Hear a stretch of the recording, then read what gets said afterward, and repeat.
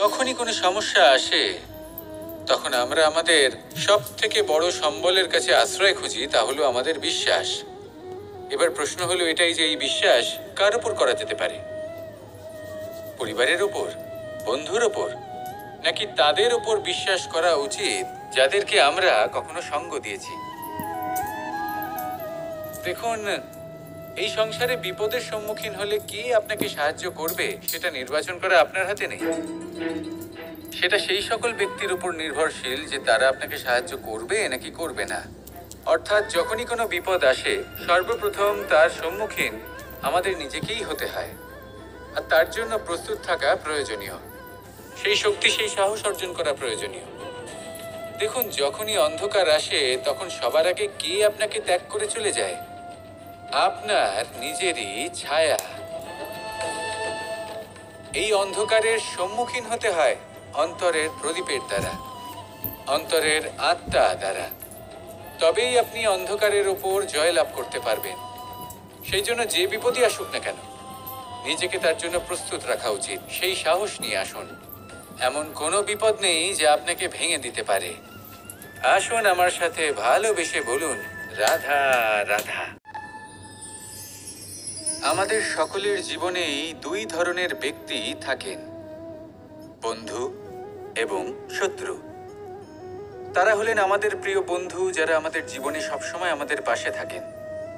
কখনো কখনো আমরা তাদের জন্য কিছুই করি না, তাও তারা আমাদের আনন্দ প্রদান করেন, ভালোবাসা প্রদান করেন। আর অন্যদিকে থাকে আমাদের শত্রু। দেখতে গেলে যখন আমরা জন্ম নিই তখন কিন্তু আমাদের কোনো বন্ধু থাকে না, আমাদের কোনো শত্রুও থাকে না। কিন্তু যত ধীরে ধীরে আমরা জীবনে এগোতে থাকি, আমাদের বয়স বাড়তে থাকে, তখন আমাদের বন্ধু আর শত্রু এই দুইয়ের সংখ্যা বাড়তে থাকে। আর সেই সবকিছু নির্ভর করছে আমাদের কথার ওপর এবং আমাদের ব্যবহারের ওপর। এবারে আপনি যদি কোনো ব্যক্তিকে স্বাগত জানান উদার চিত্তে, ভালোবেসে, তাহলে সেই ব্যক্তি আপনার বন্ধু হবেই হবে। কিন্তু যদি আপনি নিজে হাতে কাউকে সামনে অগ্রসর হতে বাধা দেন, বিনা কারণে তার সাথে খারাপ ব্যবহার করেন, তাহলে তার মনে শত্রুতার বোধ অবশ্যই জেগে উঠবে। আর রইল বিষয় কথার, যদি আপনার কথা মধুর হয় তাহলে সবাইকে আপনি আপন করে নিতে পারবেন। এই কথাই যদি কটু হয় তাহলে আপনার আপনজনেরাও দূরে চলে যেতে পারে। তাই নিজের কথার ওপর সংযম রাখুন এবং নিজের আচরণ উদার করে তুলুন। জীবনে সুখী সুখ থাকবে। আসুন আমার সাথে ভালোবেসে বলুন, রাধা রাধা। একদিকে হলো আঙুর আর অন্যদিকে কিশমিশ। দেখতে গেলে এই দুটোই সবারই খুব প্রিয়। শিশু হোক, যুবক হোক বা কোনো বৃদ্ধ ব্যক্তিই হোক না কেন। আর দেখতে গেলে এই কিশমিশ, এটা আঙুর থেকেই আসে, তারই অন্য একটি রূপ। কিন্তু কখনো হাটে যান আর গিয়ে জিজ্ঞেস করুন যে এই কিশমিশ আর আঙুর, এই দুইয়ের মধ্যে অধিক মূল্য কার? আপনিও নিশ্চয়ই জানবেন যে কিশমিশের মূল্য আঙুরের থেকে অনেক গুণ বেশি। এবার এরকম কেন হয়? এর পেছনে কি কারণ থাকতে পারে? একদিকে হলো সেই আঙুর যা টাটকা অবস্থায় গাছ থেকে পেড়ে খাওয়া যায়, আর অন্যদিকে হলো কিশমিশ যাকে মাসের পর মাস রোদে ফেলে রাখা হয়। একদিকে আঙুর যা কিনা অত্যন্ত রসালো, আর কিশমিশে কোনো রসই নেই। একটি হলো অত্যন্ত কোমল এবং সুন্দর, অন্যটি অমসৃণ এবং তাতে বিন্দুমাত্র সৌন্দর্য নেই, তাও তার মূল্য বেশি। এইসব কেন হয়? এই কারণেই হয় কারণ সেই আঙুর অনেক মাস পর্যন্ত রোদ সহ্য করে থাকে, কষ্ট সহ্য করে থাকে, তবেই সেই আঙুর কিশমিশে পরিণত হয়। এবার জীবনের কড়া রোদ যাকে সহ্য করতে হয়, তার সাথেও এটাই হয়ে থাকে। তারও মূল্য আপনা থেকেই বৃদ্ধি পায়। আপনার জীবনে আপনার গুণ, আপনার প্রতিভা, তা অত্যন্ত গুরুত্বপূর্ণ। কিন্তু যখন আপনি অভিজ্ঞতা লাভ করেন তখনই সেই অভিজ্ঞতা আপনার গুণ এবং প্রতিভাকে আরো অনেক বেশি শ্রেষ্ঠ করে তোলে। তাই জীবনের কঠোর রোদের মধ্যেও দাঁড়িয়ে থাকাটা শিখে নিন। সাহসের সাথে কঠিন পরিস্থিতির সম্মুখীন হওয়াটা শিখে নিন। ঠিক এইভাবেই অভিজ্ঞতা লাভ করতে হয়। আর এই অভিজ্ঞতা আপনার মূল্য বৃদ্ধি করতেই থাকবে আর তখন এই মন প্রসন্ন হয়ে বলবে, রাধা রাধা। আমার অনেকগুলো নাম আছে আর তাদের মধ্যে একটি হলো যুদ্ধ বিমুখ। এই কথা আপনারা সবাই জানেন। দাদাও আমাকে বলেছেন যে তুমি এরকম কিভাবে যুদ্ধক্ষেত্র থেকে মুখ ঘুরিয়ে পালাতে পারো কানাই। দেখুন, যেটা সময়ের দাবি ছিল আমি সেটাই করেছি।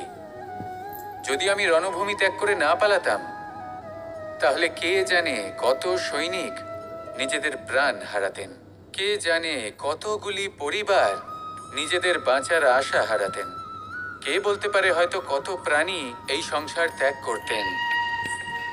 আর তাই কখনো কখনো যুদ্ধ বিমুখ হওয়াই শ্রেয়। কখনো জীবনের ক্ষেত্রেও এটা প্রযোজ্য। যদি দূরে চলে গেলে আপনার সম্ভাবনা বৃদ্ধি পায় তাহলে দূরে চলে যান। দূরে চলে যান সেই সকল ব্যক্তিদের থেকে যারা কথায় কথায় আপনাকে অপমান করেন, আপনার নিন্দা করেন, আপনাকে বাধা দেওয়ার চেষ্টা করেন, আপনাকে ছোট করেন। কারণ তাদের সাথে থেকে, সেই সকল ব্যক্তিদের সাথে থাকলে যারা আপনার মূল্য বোঝেন না, আপনি নিজের আত্মসম্মান, নিজের আত্মবিশ্বাস, নিজের ব্যক্তিত্বকে নত করে ফেলবেন। দূরে চলে যান সেই সকল সংঘর্ষ থেকে, সেই সকল পরিস্থিতি থেকে যাদের সম্মুখীন হয়ে আপনি কোনো পরিণামেই পৌঁছতে পারবেন না। যদি আপনি এইভাবে যুদ্ধ বিমুখ হয়ে উঠতে পারেন, যদি এই প্রবৃত্তি আপনি নিজের মধ্যে জাগ্রত করতে পারেন, তাহলে আপনার সামনে সেই যুদ্ধ চলে আসবে যাতে বিজয় লাভ করে আপনি নিজের অস্তিত্ব খুঁজে পাবেন। আর সেটাই হলো সবথেকে বড় জয়লাভ। আসুন আমার সাথে ভালোবেসে বলুন, রাধা রাধা। এই সংসারে সব থেকে বড় ব্যক্তি কে? আপনি বলবেন, এ কেমন ধরনের প্রশ্ন? কিন্তু এটা হলো সব থেকে উচিত প্রশ্ন। কেউ এর উত্তর দেবে যে সেই মহাপ্রতাপী রাজা, তিনি হলেন সব থেকে বড় ব্যক্তি, সেই বড় রাজনীতিবিদ, তিনিই সব থেকে বড় ব্যক্তি। আমি আপনাকে জানাই যে সংসারের সব থেকে বড় ব্যক্তি হলেন তিনি, যার সাথে দেখা করলে আপনি নিজেকে ছোট মনে করবেন না। এই সংসারের একটা নিয়ম আছে, বা বলতে পারেন লোকে তাই বলে, যে শক্তিশালী হয় সে শক্তিহীনকে নত করে দেয়। এমনটাই হয়, তাই না? আবশ্যক নয়। কখনো কখনো এমনও হয় একজন অসমর্থ ব্যক্তি সমর্থ ব্যক্তিকে নত করে দেন। এটা সম্ভব, এও হতে পারে। আর এটা তখন হতে পারে যখন তার মধ্যে ভালোবাসার শক্তি থাকে। ভালোবাসার শক্তি এই সংসারে সব থেকে বড় শক্তি হয়। এই ভালোবাসার শক্তি দ্বারাই নির্ধন সুদামা আমাকে দিয়ে নিজের পা ধুইয়ে নিল, কিছু না বলেই, কিছু না চেয়েই। এই কর্মের আধার ছিল শুধুমাত্র ভালোবাসা। খুব শক্তিশালী হয় এই ভালোবাসা। ভালোবাসার শক্তি দ্বারাই আপনি হিমালয় পর্বতকে নত করতে পারেন, তাহলে কি অসম্ভব হতে পারে? এই ভালোবাসার শক্তির সঞ্চার করুন, আর এই ভালোবাসার সাথেই বলুন, রাধা রাধা।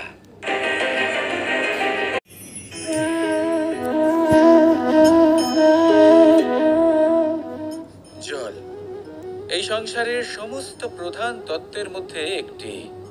এই জল যে কোনো জ্বালা দূর করে, আগুনকে নিভিয়ে দেওয়ার ক্ষমতা রাখে। অবিরল অবিচল ভাবে প্রবাহিত হতে পারে, একে কেউ বাধা দিতে পারে না।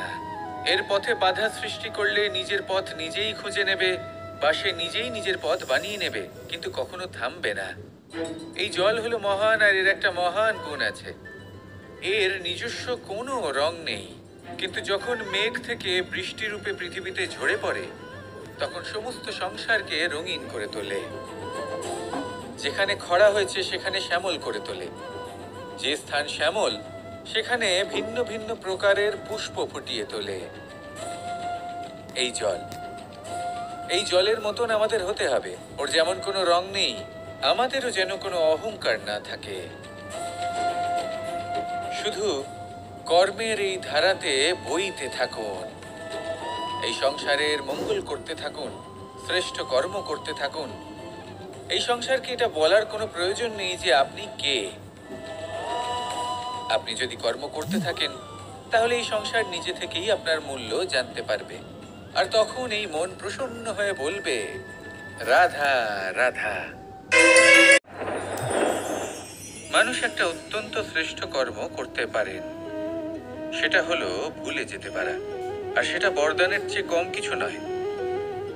মানুষকে যখন কোনো কারণে নিজের প্রিয়জনদের থেকে দূরে যেতে হয়, তখন মনে দুঃখ জাগ্রত হয়।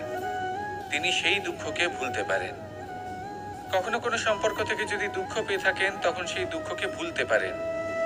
কিন্তু এই সংসারের প্রত্যেক আবেগ, প্রত্যেক বস্তু ভুলে যাওয়া উচিত নয়। বিশেষ করে আমাদের প্রিয়জন, আমাদের পরিবারের সদস্য। যখন এই সংসার থেকে ওনারা চলে যান, তখন যে সৎকর্ম ওনারা করেছেন, যে প্রেরণা ওনারা আমাদের প্রদান করেছেন, কখনো ভুলে যাওয়া উচিত নয়। যখন আপনি কোনো উঁচু স্থানে পৌঁছে যান, আপনি সাফল্য লাভ করেন, তখন সেই সকল বন্ধুদের ভোলা উচিত নয় যারা আপনার সাথে আরম্ভ থেকে ছিল, যারা সবসময় আপনাকে সাহায্য করেছে। আর সব থেকে গুরুত্বপূর্ণ কথা, আপনার বয়স যতই বৃদ্ধি পাক না কেন, মাতা পিতাকে কখনো ভুলবেন না। আপনি যতই বড় হন না কেন, আপনি তাদের সন্তানই থাকবেন।